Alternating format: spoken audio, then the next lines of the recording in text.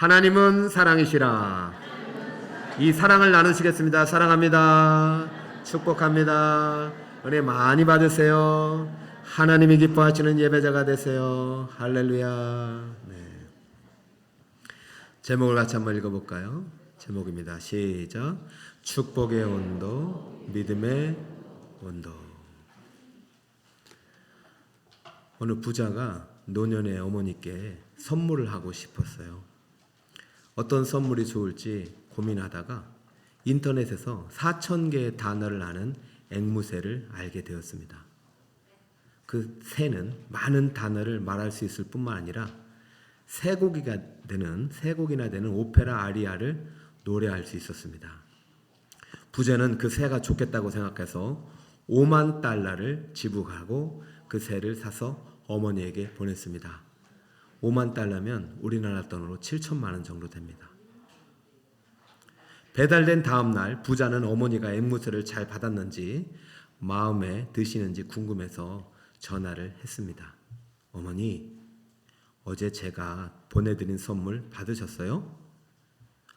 어머니가 대답했습니다. 그래, 잘 받았다. 아주 맛있더라. 어머니는 7천만 원짜리 식사를 하신 것입니다. 물론 어머니가 좋아했다면 그것으로 충분하다고 말할 수 있겠지만 말도 할 줄 알고 노래도 부를 줄 아는 새를 그냥 먹어버린다는 것은 참으로 안타까운 일이죠. 맛은 갈매기가 더 맛있습니다.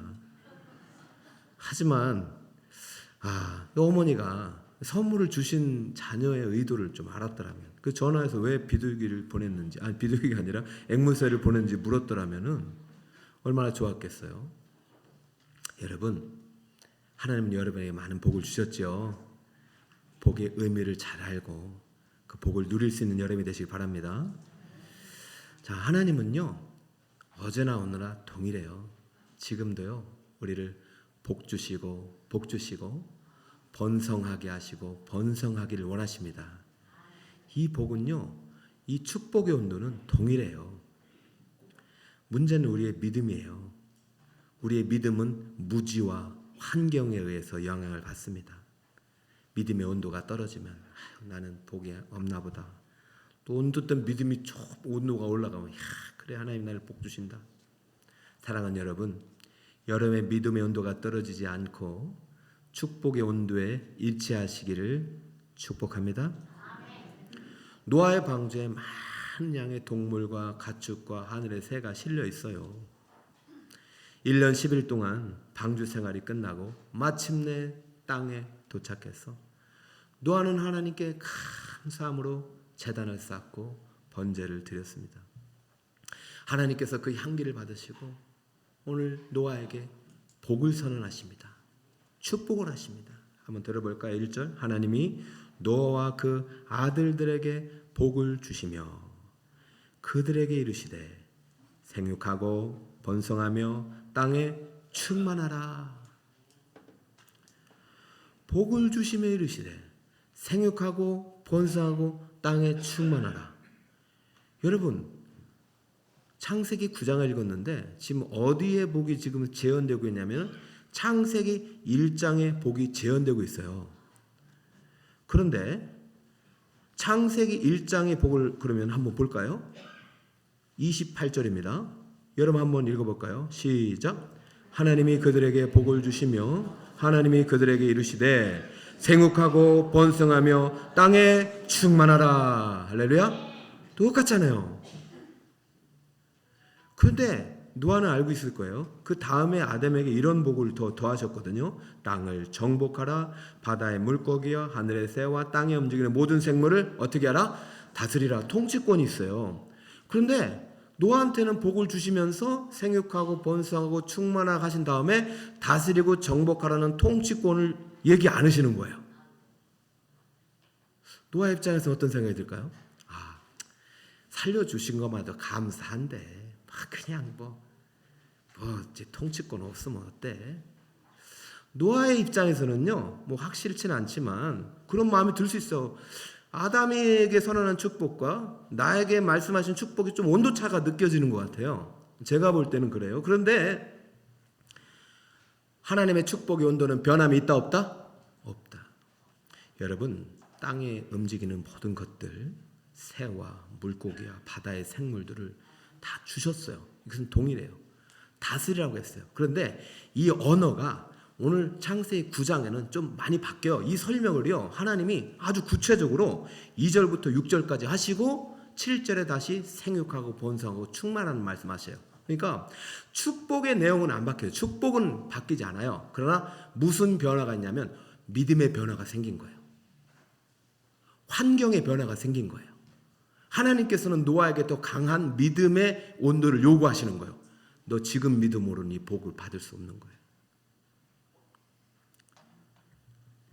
자, 어떤 차이가 발생했느냐? 자, 한번 볼까요? 2절. 축복에는 차이가 없어요. 지금 환경의 차이가 생겼어요. 2절. 땅의 모든 짐승과 공중의 모든 새와 땅에 기는 모든 것과 바다의 모든 물고기가 너희를 어떻게 한다고요? 그리고 너희를 무수하리니 이것들은 너희의 손에 붙였습니다. 여러분, 똑같은 말이에요. 정복하고 다스려라. 이 말이 통치권을 주겠다. 내가 너에게 위임하겠다. 그럼 지금 뭐라고요? 너희 손에 이 동물과 생물들을 붙였다. 너희 것이 되겠다. 그런데 어떤 변화가 있냐면 그 창조의 시대에는 동물들이 사람을 두려워하지도 않고 무서워하지 않았어요. 근데 지금은 이 동물들이 너희를 무서워도 할 것이고 두려워할 것이다. 이 말은 타락 이후 홍수 심판 이전까지 사람과 동물과의 관계가 적대적인 관계였다는 것이죠. 그러니까 사람이 동물을 죽이기도 했고 동물이 사람을 죽이기도 했다는 것이죠. 그러나 이제는 하나님께서 그 동물들이 함부로 너희들을 공격하지 못하게 하겠다. 저 환경의 변화가 생긴 거예요. 그러니까 단순히 그냥 생육하고 번성하고 땅에 충만하라는 말씀으로는 부족한 거예요. 믿음이. 여러분, 신앙생활은요 잘해야 돼요. 여러분, 여기 와서 제가 그런 얘기를 들었어.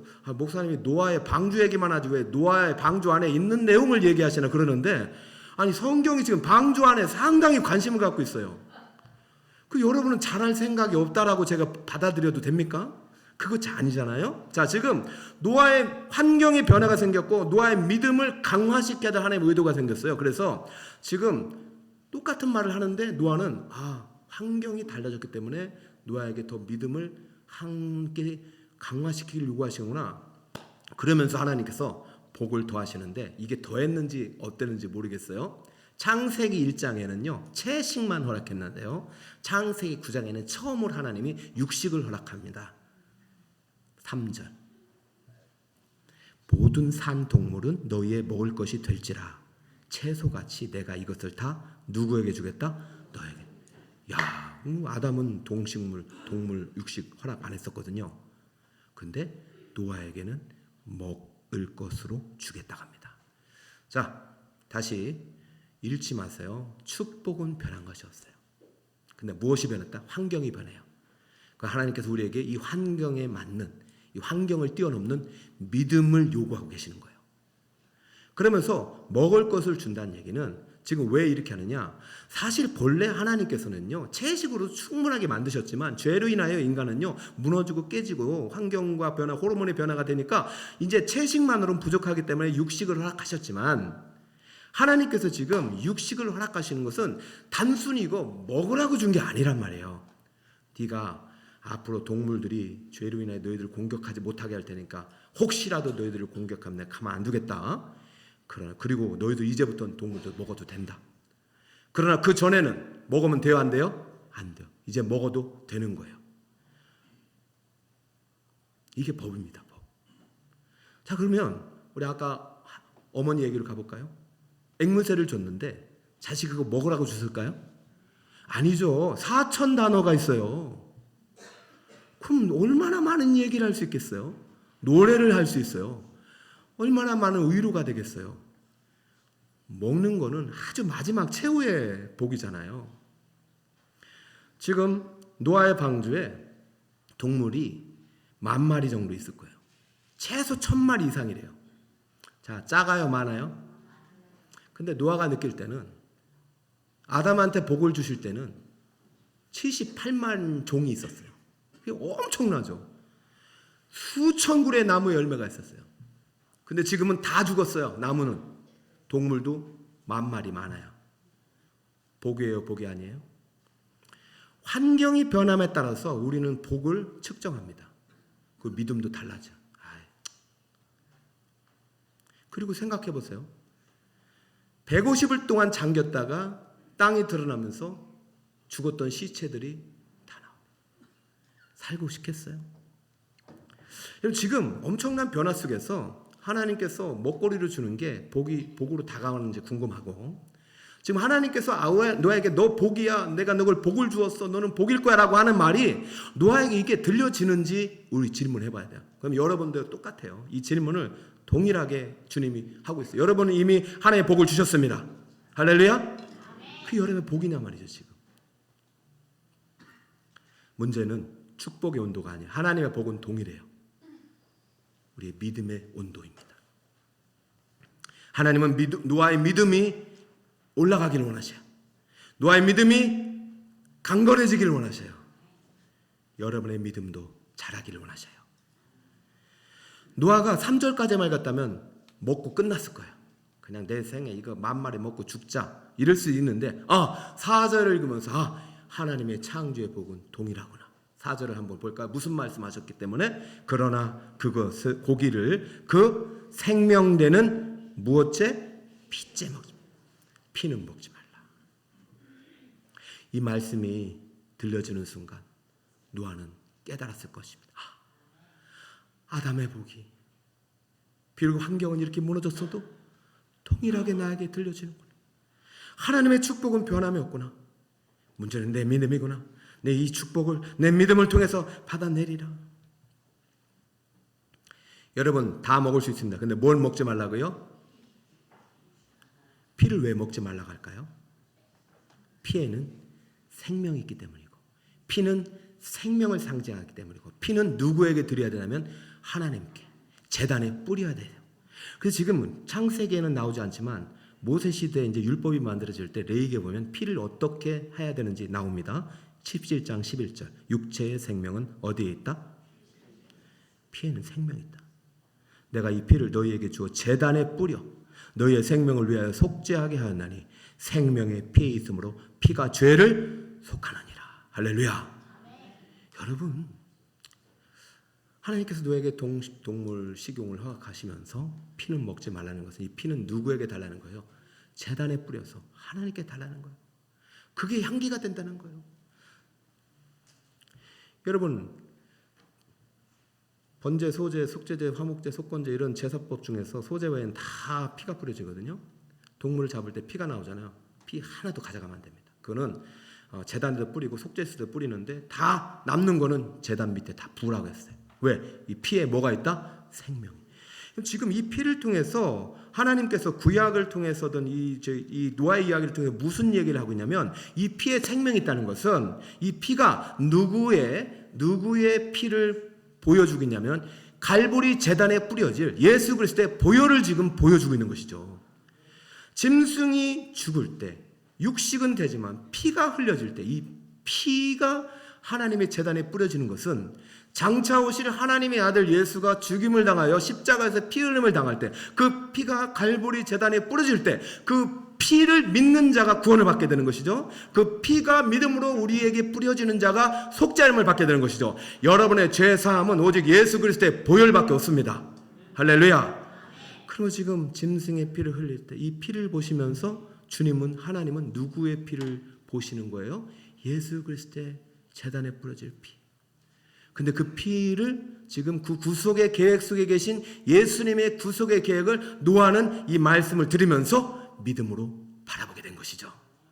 할렐루야. 다시 정리합니다. 이제는 이전 믿음으로 살아가는 시대가 아니에요. 창세기 1장의 믿음이 아니에요. 그때는 뭐 성경 필요 없어요. 그냥 아니까. 대면에 있으니까. 근데 에덴을 떠나면서부터는 이제 속죄의 시대가, 제사의 시대가 열리면서 그때는 완전히 이제 모든 질서가 깨졌고 동물이 함부로 공격하는 시대인데 이제 하나님께서 방패를 만들면서 내가 이렇게 너희들을 보호해 줄 테니까 다만 너희는 이제부터는 피는 먹지 마라. 피로 가죽은 내게 와라. 여러분 지금 하나님께서요 노아에게 또 다른 믿음의 성장을 요구하는 것이죠. 바뀌어진 환경에 따라서 우리의 믿음은 달라져야 돼요. 더 강력해져야 돼요. 여러분, 제가 여러분에게 지금 좀 힘들게라도 제자 훈련하고 있는 것은 10년, 20년 전에 믿음의 환경이 달라요. 지금 자녀들은 옛날 지식으로 못 고쳐요.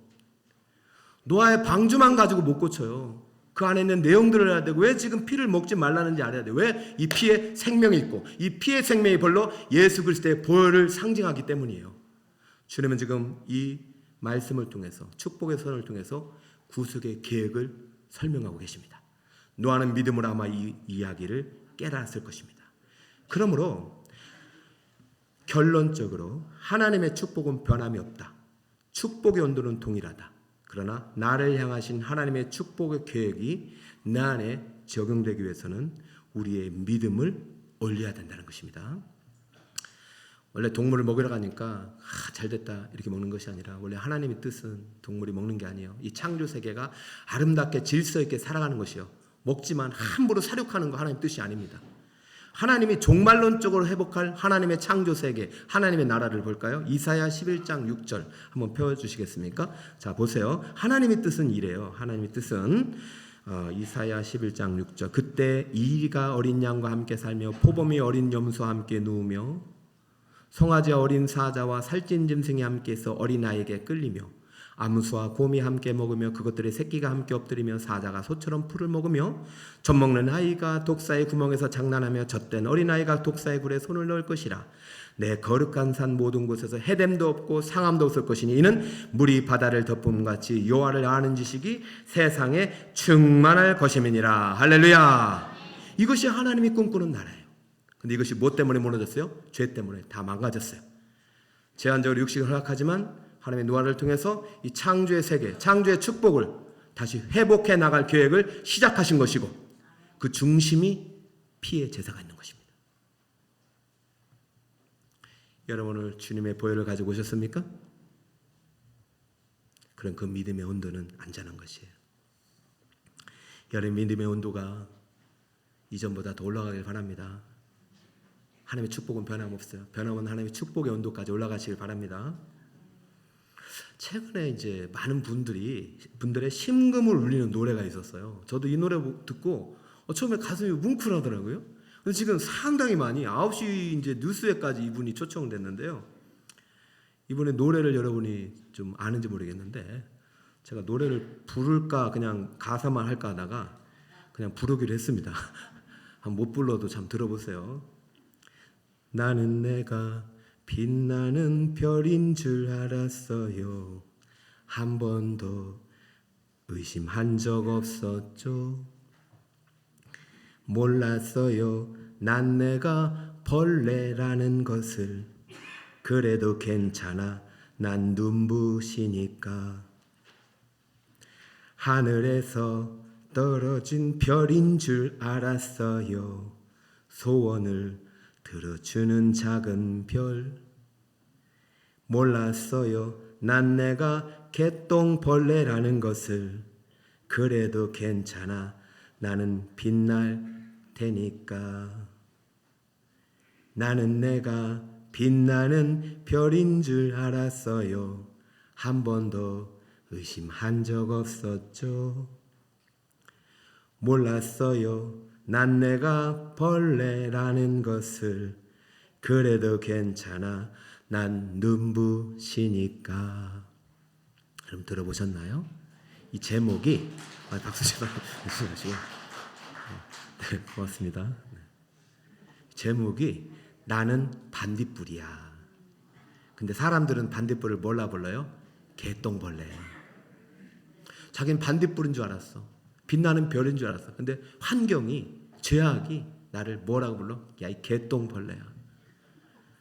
그럼 깨달은 거야. 아, 나 벌레였구나. 이 빛이 무슨 의미가 있는가? 이 노래를 지은 분이 제가 왜 소개하냐면 크리스찬이에요. 황가람이라는 가수인데 무명 가수로 14년을 지냈어요. 포기하려고 해야 돼. 이 노래 때문에 지금 뜬 거예요. 여러분 중고등학생들 찬양팀 찬양 부르는 거 참 귀합니다. 중고등학교 때 하나님을 만난 거예요, 이 친구가. 그때 찬양팀을 하면서 하나님의 창조의 복을 깨닫는 거예요. 참 아름다워라 주님의 세계는.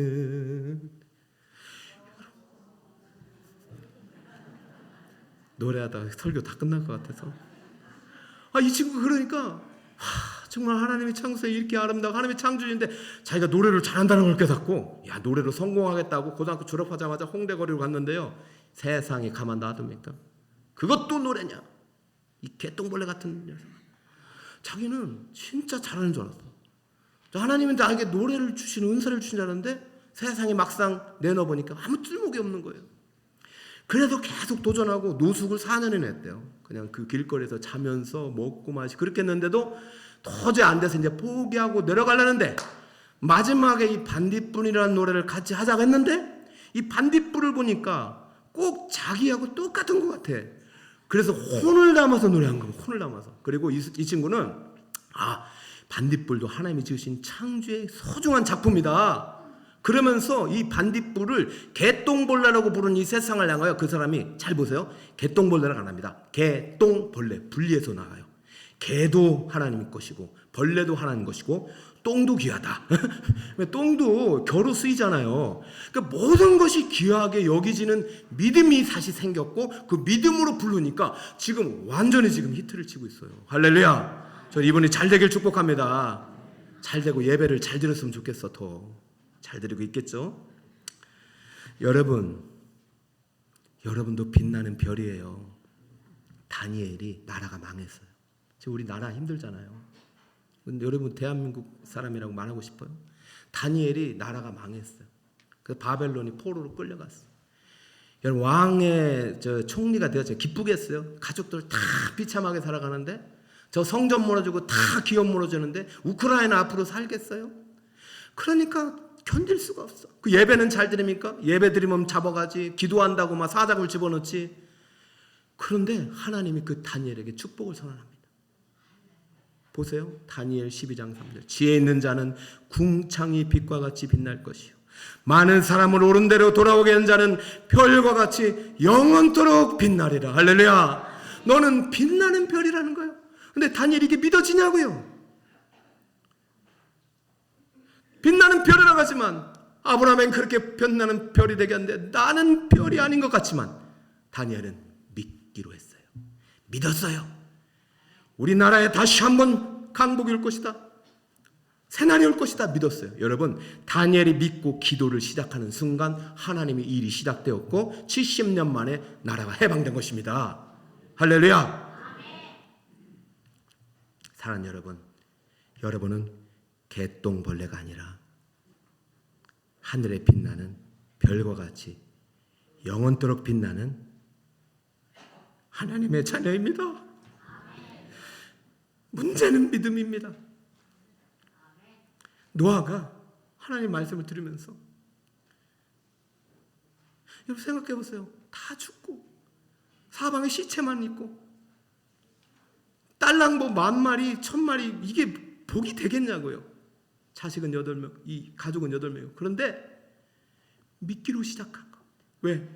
6절 보세요. 다른 사람의 피를 흘리면 그 사람도 흘릴 것이니 이는 하나님이 자기 형상대로 누구를 지었다? 무슨 말씀을 들려요? 지금 사람이 누가 했어요? 자기하고 아내하고 자식들. 근데 누구의 형상이라고요? 근데 이걸 잃어버리고 살았던 사람들이 스스로 하나님 되려다 다 죽었잖아요. 자, 다시 믿음을 일으키십니다. 노아야, 나는 아담에게 선언했던 축복 한 번도 변하지 않다. 난 너에게 내린 이 축복, 너에게 복을 주었으니 너 이제부터 복이 되고 이 믿음을 일으켜서 네 백성들 후손들이 다 복이 되게 하고 너에게 준 만마리 동식물을 잘 통치하고 관리하여 이 세상이 하나님의 나라가 되게 하여라. 할렐루야. 노아가 이것을 믿었어요. 여러분도 믿기를 축복합니다. 여러분의 믿음의 온도는 몇 도입니까? 여러분 믿음의 온도는 축복의 온도와 일치합니까? 축복을 누리는 방법은요, 축복의 내용이나 크기가 아니에요. 우리의 믿음이요. 여러분 존재만으로도 하나님이 기뻐하십니다. 여러분, 하나님의 고유한 형상입니다. 비교 대상이 아닙니다. 저는 간혹 다른 목사님들 설교하고 비교를 저도 해요. 근데 잘 안 듣습니다. 근데 제가 설교자로서의 설교 온도가 많이 떨어질 때가 있어요. 지난주도 어떻게든 준비 잘했는데 설교 시간이 늘어지니까 나는 왜 이렇게 맨날 이렇게 설교 시간 못 맞추나 왜 이렇게 쫓기나 나는 너무 설교도 못해 나는 설교자가 아닌가 그러니까 여러분 늘 있잖아요. 하나님이 나를 설교자로 부른 건 확실한 것 같은데 과연 내가 설교자로서의 복을 누리고 복을 주고 있는가, 이런 믿음 설교 온도가 항상 급락을 한다니까요.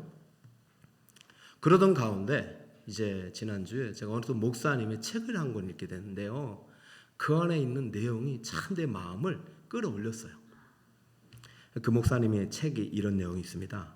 이분은 이제 미국에서 목회를 하시는데 미국의 기독교 잡지가 브리티시 위클리라는 잡지의 편집자에게 한 독자가 글을 기고했는데 설교의 무용함에 대한 글이에요.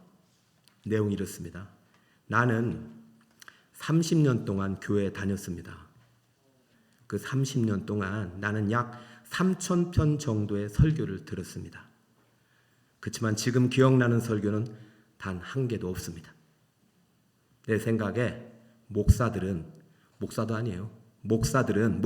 아니라 불필요하게 많은 시간을 설교 준비에 사용하고 있는 것 같습니다. 설교 준비에 사용하는 시간을 차라리 다른 곳에 사용하는 것이 낫지 않을까요? 충격이죠. 저도 여기까지 읽었으면 오늘 여기 못 올라왔을 거예요. 그런데 설교 무용론에 대한 그 글이 실리고 많은 찬반 댓글이 달렸어요. 그리고 얼마 후에 이 논쟁을 잠재운 글이 하나 올라왔습니다. 나는 아내와 30년 결혼 생활을 했습니다. 결혼 기간에 아내는 저를 위해 3,000개의 식사를 준비했습니다. 30년이 지난 지금 나는 정말 감동적이었던 식사는 한 끼도 기억하지 못합니다. 하지만 내가 분명히 믿는 사실은 기억조차도 할 수 없을 만큼 당연한 듯이 받은 그 식사들이 나를 견디게 만들어주는 힘을 공급했다는 것입니다. 여러분의 믿음의 온도는 몇 도입니까? 여러분 하나님의 복을 믿으십니까? 마이클 코스타라는 유명한 지휘자가 있습니다. 19세기예요. 오래전인데요. 영국 왕궁 오케스트라를 지휘할 정도니까요. 이탈리아 출신의 음악가입니다. 한 번은 아주 큰 합창단의 찬양을 지휘하게 됐습니다. 성악가만 100명. 합창, 오르간과 현악기, 관악기, 장엄한 연주는 정말 감동적이었습니다. 연습 중에 한 구석에서 피클로를 연주하는 사람이, 피클로는 조그만 퉁소 같은 거예요. 갑자기 자신의 악기가 몹시 초라하다는 생각이 들었어요.